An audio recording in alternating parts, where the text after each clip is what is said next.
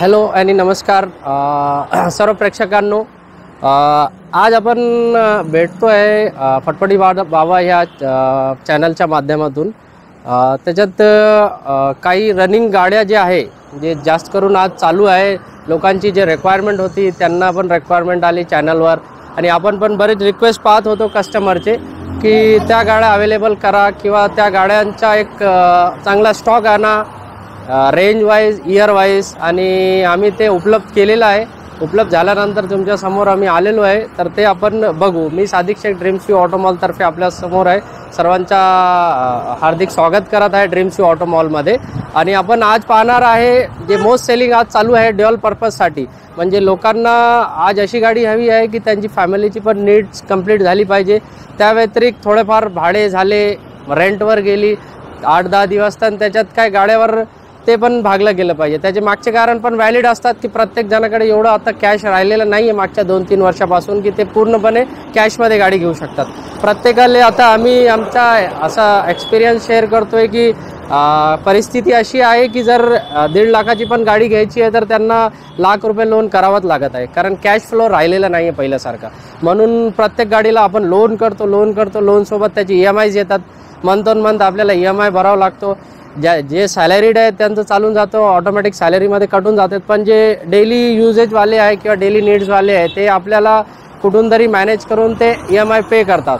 तर म्हणून ते गाडी अशी निवडतात की आपल्या घरची पण जरूरत पूर्ण झाली पाहिजे आणि त्या हिशोबाने काही भाडे करून त्याचे EMI कमीत कमी पेड झाले पाहिजे। तर तशीच आता गाडी मार्केटमध्ये जास्त रनिंग आहे, तो आहे मारुती सुझुकीची अर्टिगा। एक मारुतीने असा सेगमेंट आणलेला आहे की कार सेगमेंटमध्ये थोडीशी चेंजेस करून त्यांना एक कमर्शियल सेगमेंटमध्ये त्याला ड्युअल पर्पजमध्ये आणलेला आहे। ड्युअल पर्पज यासाठी की त्याची डिझाईन, रचना, इंजन परफॉर्मन्स, बाकी इंजन क्वालिटी, मायलेज, मेंटेनन्स हे टोटली नॉर्मल कारसारखं ठेवलेलं आहे मारुतीने। आणि पण त्याचे युजेस जे आहे कमर्शियल गाडीसारखाच होतात। कमर्शियल गाडी म्हणजे तुम्ही 7 सीटरमध्ये बघत असाल तर कार सेगमेंट ड्युअल पर्पजमध्ये एकमेव अर्टिगा जे आहे ज्यांनी एक आपला मार्केट बनवलेलं आहे, जे गाजलेली गाडी आहे की त्याला डिझेल सेगमेंट जेव्हा बंद झाला 2020मध्ये तेव्हा पण त्यांच्या ऑन वेटिंगमध्ये चालायचे, आणि सध्या पेट्रोल CNG हायब्रिड आहे ते पण वेटिंगमध्ये चालू आहे। म्हणजे लोकांची मनात अर्टिगाची बसलेली आहे की कमी मेंटेनन्स आहे आणि स्मार्ट हायब्रिड जे सिस्टम आणला त्यामुळे ॲव्हरेज त्याला जास्त भेटत आहे, 20च्या पुढे ॲव्हरेज देते बरेच अर्टिगा। आणि ड्युअल पर्पजमध्ये म्हणजे तुम्ही घरगुती पण वापरू शकतात आणि भाड्यावर पण पाठवू शकतात। तुमची 5ची फॅमिली आहे तरी पण अर्टिगा पुरणार तुम्हाला, 7ची आहे तरी पण आणणार। कमर्शियल युजेसमध्ये भाड्यामध्ये तुम्हाला 5च्या भाडा आहे तरी पण तुम्ही मारू शकता, 7 सीटरचा आहे तरी पण मारू शकतात। तर हे सगळं ओव्हरऑल ह्याच्या फीचर्स फायदे बघून लोकांच्या कौल अर्टिगाकडे जास्त चालला आहे। आणि आम्ही बघत आहे, तर आपण पण बघत असेल आमचे पण सोशल साईट्सवर किंवा फोटोजवर डेलीमध्ये व्हॉट्सअपवर की ऑन अन ॲव्हरेज प्रत्येक 3-4 दिवसात आठवड्यात आमचे 1-2 अर्टिगा जात आहे। मागच्या 4-5 महिन्यापासून अर्टिगाचा फ्लो बरेच राहिलेला आहे आणि ह्याच्याच एक कस्टमरची डिमांड होती की तुम्ही ऑल सेगमेंट अरेंज करा, इयर वाईज, प्राईज वाईज आणि फीचर वाईज सगळं काही। तर त्यामुळे आपण आता असा एक स्टॉक आणलेला आहे स्पेशल अर्टिगाचा की कमी बजेटवाला आहे, की ज्याला एकदम कमी बजेटमध्ये अर्टिगा पाहिजे तो पण उपलब्ध आहे, ज्याला हाय बजेटमध्ये पाहिजे किंवा उंच इयरमध्ये पाहिजे तो पण उपलब्ध आहे।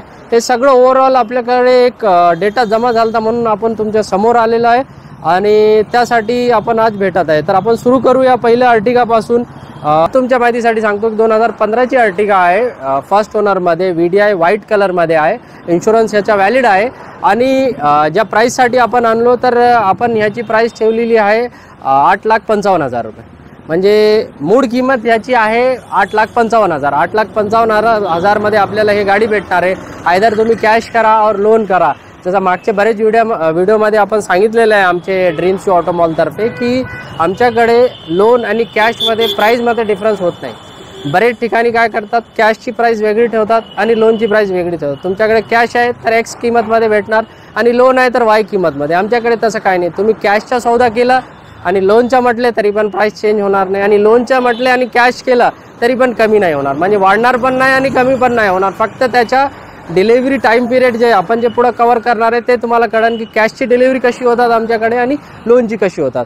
तर जसं मी सांगितलं की ह्या 2015ची VDI गाडीची प्राईस आहे 8,55,000मध्ये आणि ह्याच्यात लोनमध्ये ॲक्च्युअल 3 क्रायटेरियाज असते फायनान्सरचे, ते आमचे नसतात. ते लोन करण्याचे त्यांचे क्रायटेरिया असतात. क्रायटेरिया म्हणजे 3 गोष्टी बघून ते लोन करतात, की तुमचे इन्कम प्रूफ काय आहे, म्हणजे सोर्स ऑफ इन्कम तुमच्या उत्पन्न कुठून येतात, त्या कॅटेगराईज करून त्यांनी लोन केलेलं आहे, की पहिल्या कॅटेगरीवर एवढं लोन होणार, दुसऱ्यावर तेवढा आणि तिसऱ्यावर तेवढा.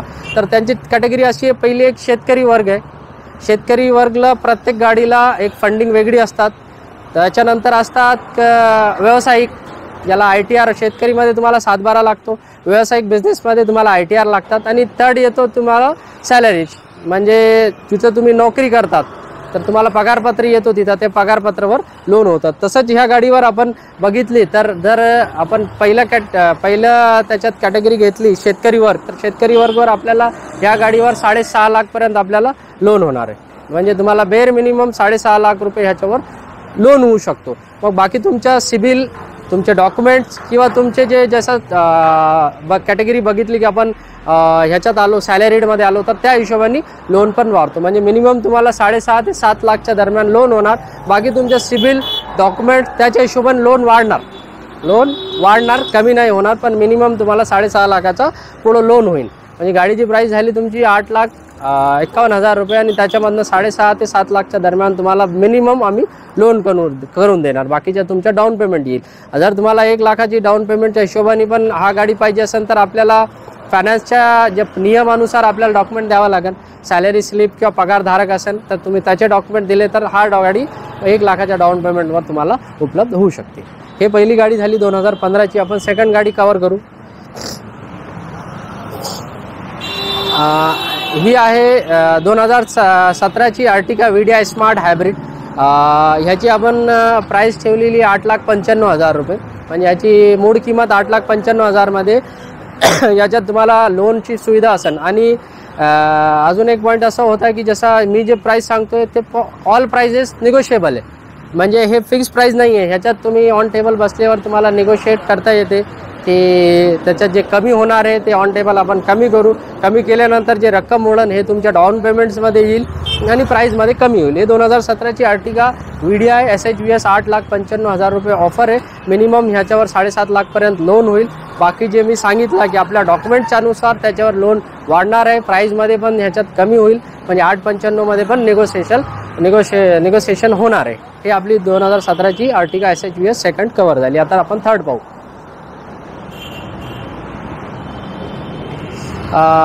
ही आहे 2018ची अर्टिगा ZDI प्लस. जसं मी सांगितलं की हे टॉप एंड मॉडेल आहे. मॅकव्हील, एअरबॅग, बटन स्टार्ट. हे 2018ची आहे. हे 2018ची स्मार्ट हायब्रिड VDI आहे. ह्याचा आपण प्राईस ठेवलेला आहे 9,50,000 रुपये. म्हणजे 9,50,000 विथ निगोशिएशन आहे. निगोशिएशनचा पार्ट आहे. निगोशिएशन होणार आहे. या गाडीवर फर्स्ट ओनर गाडी आहे आणि ह्याच्यावर एक 8 लाखपर्यंत आपण लोन करू. मी जे लोन सांगतोय हे मिनिमम सांगतोय. मग डॉक्युमेंटच्या अनुसार तुमचे लोन वाढू शकतात आणि प्राईस पण जे सांगतोय ते त्याच्यात निगोशिएशनचा पार्ट आहे. म्हणजे तुम्ही दोन्ही गोष्टी बघितले तर तुमच्या मी जे लोन सांगितलं त्याचं लोन पण वाढणार आहे आणि प्राईस पण निगोशिएशनमध्ये कमी होणार आहे. म्हणजे याचा अर्थ असा आहे की तुम्हाला minimum to minimum down payment येईल. याच्यावर जसं सांगितलं 8.5 लाखपर्यंत तुम्हाला लोन होईल. 9,55,000 रुपये, 9.5 लाख अप्रॉक्सिमेट ह्याची प्राईस ठेवलेली आहे. बाकी निगोशिएशन होईल. बाकीच्या प्राईजमध्ये पण कमी होईल. त्या हिशोबाने तुम्हाला डाऊन पेमेंट कमी येणार. हे 2018ची होती. आता कव्हर करू आपण 2018ची प्लस ZDI प्लस आहे. म्हणजे चौथी अर्टिगा जे व्हाईट कलरमध्येच आहे आपल्याकडे. 2018ची ZDI plus push button start आहे. ह्याचा पण प्राईस आपण ठेवलेला आहे 8,95,000 रुपये. ह्याच्यामध्ये पण तुम्हाला 8 ते 8.5 लाखच्या दरम्यान लोन होईल. बाकीच्या तुमच्या डाऊन पेमेंट होईल. परत सांगतो, रिपीट, की नेगोशिएशनचा तुमचा हक आहे, तुमचा अधिकार आहे. तुम्ही ऑन टेबल बसून ते कमी करू शकतात आणि ह्याच्यावर पण तुम्हाला 8 लाखाचं जवळपास लोन करून देऊ. वरचं जे आहे 1 लाखाच्या आसपास तुम्हाला डाऊन पेमेंट येईल.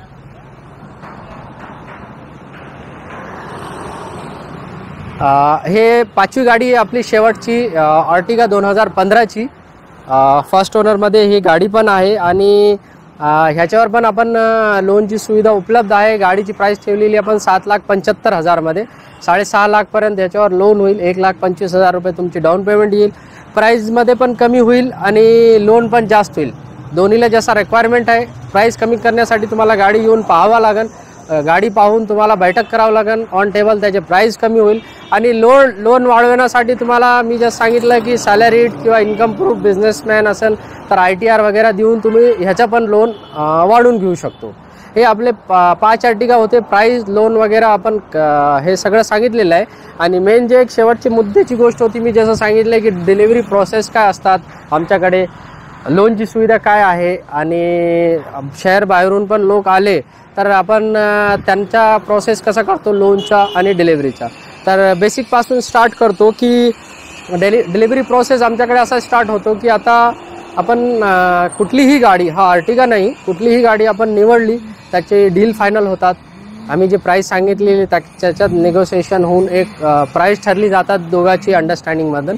आणि प्राईस ठरल्यानंतर मागच्या काळापासून जसं चालू आहे की एक टोकन सिस्टम, पहिले लोक 1 रुपया देऊन पण टोकन ठेवायचे, त्यांची तेवढी जमानीवर सगळं व्यवहार व्हायचे. तसंच जसं आहे आपण एक मिनिमम जे पण 5,000-10,000 रुपये एक बुकिंग अमाऊंट म्हणून घेतो, त्याच्या बाजाबता रिसिप्ट देतो, तेच रिसिप्ट फायनान्सरला पण टाकतो की आमची बुकिंग झालेली म्हणून. त्याच्यावर डील प्राईस लिहिलेले असतात की आमच्या या किमतीत झाल्या, त्यापैकी यांनी टोकन एवढा भरलेला, एवढा लोन करणार आहे आणि बाकी डाऊन पेमेंट असणार. हे स्टेप 1 झाली आपली. तुम्ही ट्रायल मारली, गाडी डन झाली, डील झाली आपली, आपण बुकिंग केली. ह्याच्यानंतर जसं मी सांगितलं, आपण शेतकरी वर्ग असन तर त्याची एक डॉक्युमेंट लिस्ट आहे, ती आपण त्याच्या हिशोबाने डॉक्युमेंट सांगणार. जसं आपण अगर शेतकरी असेल तर आपल्याला कॉमन डॉक्युमेंट्स, एक सर्वासाठी कॉमन डॉक्युमेंट्स आहे, KYC म्हणतात ज्याला आजच्या काळात.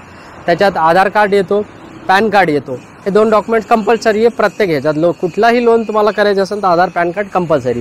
त्याच्यानंतर लाईट बिल लागतो रेसिडेन्शियल प्रूफसाठी, लाईट बिल, घराचा उतारा, हे आपला रेसिडेन्शियल प्रूफमध्ये, हे पण कंपल्सरी आहे. त्याच्यानंतर जे आहे तर इन्कम प्रूफमध्ये जर आपण शेतकरी असाल तर आपल्याला 7/12/8 लागणार आहे, जमिनीचा उतारा. मग त्या इन्कम प्रूफ ग्रह धरून त्या हिशोबाने आपण लोन करणार आहे. म्हणजे हे झाली आपली फर्स्ट कॅटेगरी. ह्याच्यामध्ये आपण शेतकरी आहे, या हिशोबाने आपल्याला डॉक्युमेंट लागणार आणि आपला लोनचा प्रोसिजर सुरू होणार. सेकंड, जर आपण बिझनेसमॅन असाल तर पहिले 3 डॉक्युमेंट सारखाचे, आधार, पॅन कार्ड, लाईट बिल किंवा घरचा उतारा. चौथा बदलून जातो, जर बिझनेसमॅन असेल तर आपला शॉप टॅक्स, ITR लागतो. हे त्याचे डॉक्युमेंट चेंज होतात. मग त्या हिशोबाने आपण लोन टाकणार आणि लोनचा एक आपल्याला फायनान्सरकडनं अमाऊंट येणार की ह्या अमुक गाडीवर आपल्याला एवढा फंडिंग होतोय म्हणजे. थर्ड झाला सॅलरीडमध्ये परत तुम्हाला आधार, पॅन कार्ड, लाईट बिल लागणारच. चौथे डॉक्युमेंट तुमच्या समजा फॉर्म 16 किंवा तुमची सॅलरी स्लिप, 3 महिन्याचे सॅलरी स्लिप लागणार. हे झाला थर्ड वन. त्या हिशोबाने आपल्याला त्याची लोन होईल. हे बेसिक डॉक्युमेंट्स आहे कुठल्याही गाडीवर लोन करण्यासाठी. आपण ज्या कॅटेगरीमध्ये बसलो, सेगमेंटमध्ये बसलो, आपण ते डॉक्युमेंट टाकणार पहिल्या स्टेजमध्ये. त्याच्यामध्ये तुम्हाला फायनान्सर तुमच्या सिबिल चेक करणार सेम डेमध्ये, 1 ते 1.5 तासामध्ये. सिबिल चेक केल्यानंतर तुम्हाला फोन येणार की साहेब तुम्ही ड्रीम्स की ऑटोमॉलमधून अशी गाडी बुक केलेली आहे, तर काय किमतीत बुक केली हे तुम्हाला विचारणार. बघ जसा आपला सौदा आहे, तुम्हाला त्यांना सौदा सांगायचा आहे. मग ते तुमची लोनची रिक्वायरमेंट विचारणार की तुम्हाला किती लोन हवा आहे. मग ते जर लोन तुमच्या रिक्वायरमेंटच्या अनुसार ते बसलं तर तुम्हाला यस सांगणार किंवा कमी करणार, किंवा जास्त लागत असेल तर ते ओके म्हणणार. हे तुमची सेकंड स्टेप झाली. मग हे तुमचं बसलं तर ते कंपनीला तुमची लीड टाकणार, म्हणजे लॉग इन करणार फाईल त्याच सेम डेला, त्याच 2 तासानंतर. आणि त्या सेम डेमध्ये तुमचं सगळं प्रोसिजर होऊन दुसऱ्या दिवशी ज्यांचे हेड ऑफिस ज्या फायनान्सचे जिथून असेल तुम्हाला कॉल येतो कन्फर्मेशन की तुम्ही असं गाडी घेतलेली आहे का, तुम्हाला लोन हवा आहे का, मग किती लोन हवा आहे, कुठून गाडी घेतलेली, हे सगळं तुम्ही कन्फर्मेशन दिल्यानंतर तुमच्या त्या कन्फर्मेशन सेव्ह करून ते त्यांच्या लोकल ब्रांचला पाठवतात. जसं मी सांगितलं बाहेरचे पण असेल तर त्यांना पण हे सुविधा आहे. तर त्यांना काय असतात की आपण इथून सगळं प्रोसिजर करून रेस्पेक्टिव्ह त्यांच्या एरियातला, जर सांगलीचा असेल तर सांगलीच्या ब्रँचला टाकतो आपण की सांगलीचे कस्टमर आहे, इथून आमच्याकडनं ड्रीम्स शूमधनं गाडी घेत आहे, तुम्ही लोनची प्रोसिजर करा. तर एक कन्फ्युजन आहे बरेच कस्टमरचा की लोनची प्रोसिजर जर मी नांदेडहून आलो तर लोनची प्रोसिजर औरंगाबादलाच होणार का, हे कन्फ्युजन असतात. प्रत्येक वेळे विचारतात.